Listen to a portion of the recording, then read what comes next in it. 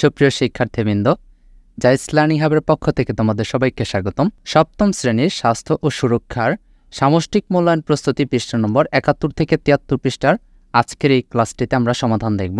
সম্পূর্ণ ভিডিও ক্লাসটি মনোযোগ সহকারে দেখো এবং কোথাও যদি বুঝতে সমস্যা হয় তাহলে কমেন্ট বক্সে জানিয়ে ফেলো। আমাদের আজকের টপিকটি হচ্ছে অনুভূতি, চিন্তা ও আচরণের সম্পর্ক স্বাস্থ্য সুরক্ষার। এটি মূলত ৭১ নম্বর পৃষ্ঠা থেকে আমরা আজকের ক্লাসটি শুরু করব।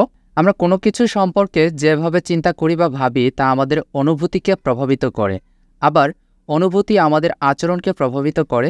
বেশিরভাগ সময় আমাদের আচরণের উপর তার ফলাফল নির্ভর করে। এভাবে আমাদের চিন্তাভাবনা ও অনুভূতি আমাদের আচরণ, পছন্দ এবং শেষ পর্যন্ত ফলাফলকে প্রভাবিত করে। কথাগুলো কি একটু ভাবনায় ফেলে দিয়েছে? এবার একটি গল্প দিয়ে বিষয়টা আমরা বুঝতে চেষ্টা করি। রীতা ও বিপ্লব তাদের স্কুলের সাংস্কৃতিক অনুষ্ঠানে মঞ্চ সাজানোর দায়িত্ব পেয়েছে। ওরা দুজনে আরও কয়েকজন সহপাঠীকে নিয়ে ওদের শিক্ষক রাবেয়া আপার সাথে পরিকল্পনা করে কিছু কাগজ কেটেছে আর রং বেরঙের ফুল বানিয়েছে। আর একদিন পরে অনুষ্ঠান, ওরা দুজন মিলে সব কিছু গুছিয়ে রাবেয়া আপার কাছে রেখে দিয়েছে। ঠিক করে রেখেছে কাল টিফিনের পর ওরা সবাই মিলে মঞ্চ সাজিয়ে ফেলবে, যাতে পরশু সাজানো মঞ্চে অনুষ্ঠান করা যায়।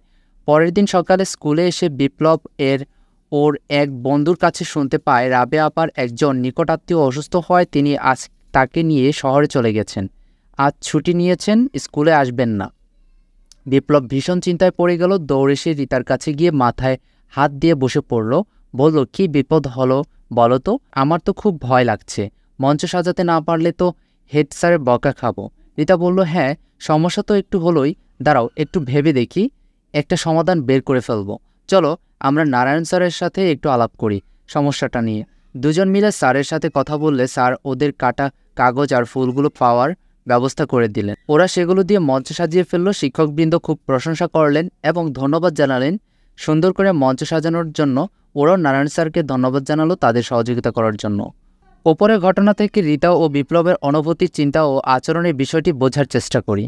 ওপরের একই ঘটনায় আমরা দেখতে পেলাম বিপ্লব ও রীতা ভিন্নভাবে চিন্তা করার অনুভূতিও ভিন্ন রকম হলো এবং তারা ভিন্নভাবে আচরণ করলো।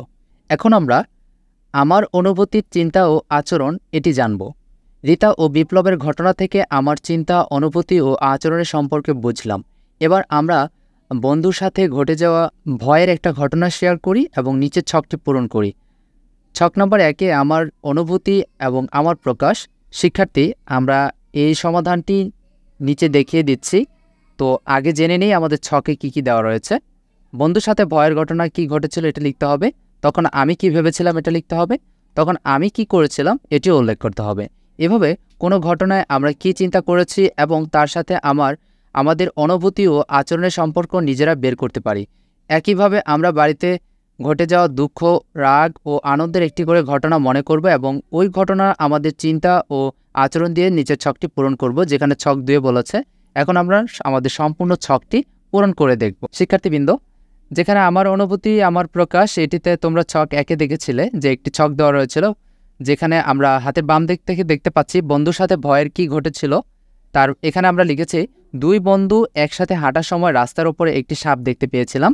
আর তখন আমি কি ভেবেছিলাম, সাপটি কিভাবে মেরে ফেলবো। তখন আমি কি করেছিলাম, সাপটি না মেরে চলে যেতে দিলাম। ছক 2 বলেছিল বাড়িতে দুঃখের কি ঘটনা ঘটেছিল, সেখানে আমি লিখতে পারি আমার পোষা বিড়ালটি আলমারি থেকে লাফ দেওয়ার ফলে মাটিতে পড়ে পা ভেঙে গেছে।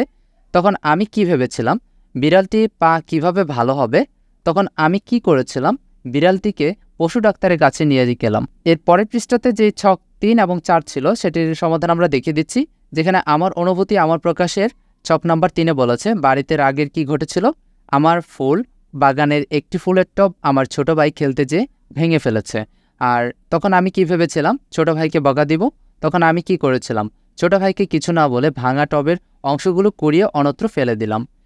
এরপর রয়েছে ছক 4, যেখানে বলেছে বাড়িতে আনন্দের কি ঘটনা ঘটেছিল, আমার প্রিয় ছোট মামা আমাদের বাড়িতে বেড়াতে এসেছিলেন। তখন আমি কি ভেবেছিলাম, মামার সাথে মাছ ধরতে যাব। তখন আমি কি করেছিলাম, মামার সাথে মজার মজার গল্প করেছিলাম। প্রিয় শিক্ষার্থীবৃন্দ, তোমরা যারা এই পর্যন্ত সম্পূর্ণ ভিডিও ক্লাসটি উপভোগ করেছ, তোমাদের সবাইকে অসংখ্য ধন্যবাদ। পরবর্তী পার্টে খুব শীঘ্রই দেখা হবে। সে পর্যন্ত সবাই ভালো থাকো এবং এই ভিডিও ক্লাসটি তোমার বন্ধুবান্ধবের সাথে বেশি বেশি করে শেয়ার করে জানিয়ে দাও সামষ্টিক মূল্যায়ন প্রস্তুতি সম্পর্কে। পরবর্তী ক্লাসে আবার দেখা হবে। সবাইকে ধন্যবাদ জানিয়ে এই ভিডিও এখানে শেষ করছি। আল্লাহ হাফেজ।